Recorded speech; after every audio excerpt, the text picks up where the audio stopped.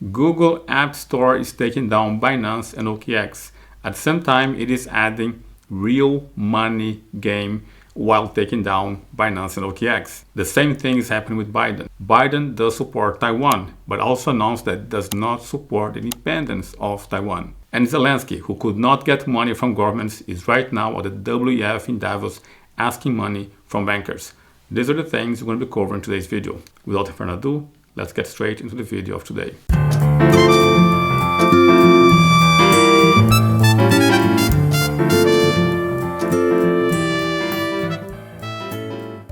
So here we have it. Zelensky is meeting Jamie Dimon in Davos and he's seeking for money to rebuild Ukraine. The thing is, there's over $100 billion being stalled or being held because the West and the NATO countries do not see a clear pathway for Ukraine. They just see Ukraine as this like bottomless well that you just keep pouring money on it and there's no clear path to victory.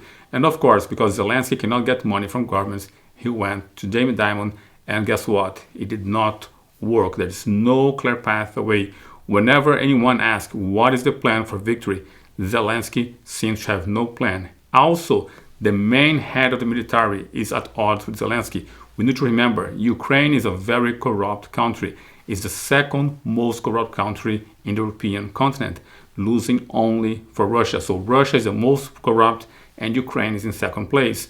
And the West start to realize that all this money being poured into Ukraine does not deliver results. And Zelensky continue insisting that the only way for peace is by the removal of the troops and restoration of the territory of Ukraine. And of course, the West allies, the NATO allies are seeing that that's not going to happen because Zelensky doesn't have a leverage or a way to regain the territory. So things are not looking really good for Ukraine. I feel sorry for Ukrainians and for Zelensky, but the West will not continue to invest this money because the West have their own problems. The US, for instance, is also having a problem with fiscal expenses. They have capital only until February 2nd.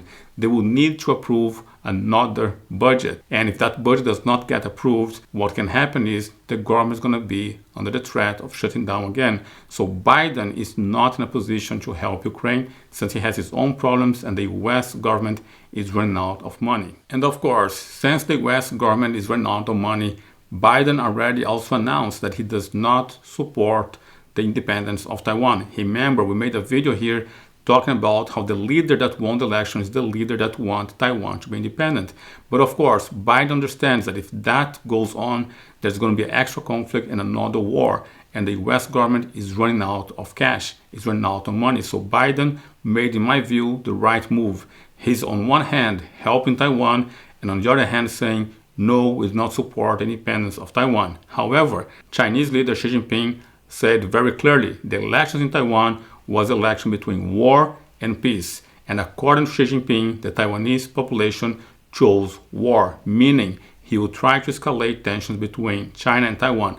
I do not believe that Xi Jinping is going to make any strong move as of now, but he will be preparing and eventually that move will come. Now, that was on the geopolitical front. Let's look at cryptocurrency. In India, the Google Play Store is taking down the apps for Binance and OKX, two apps for exchanges of crypto. However, Google is also putting up apps for real money games, meaning pretty much, in my view, gambling. Look at this. Google announced today that the company plans to support more real money games, RMG, on the Play Store this year, allowing more types of games in the category of following local laws. So the local laws do not want you to get crypto assets, but they want you to be able to gamble, to have real money games on the apps. Look at this. The search giant said that the program will extend support for real money gaming and that will start in India, the same country that's taking down OKX and Binance apps. However, it's also being implemented in Brazil, in Mexico by June, with the rollout in more countries planned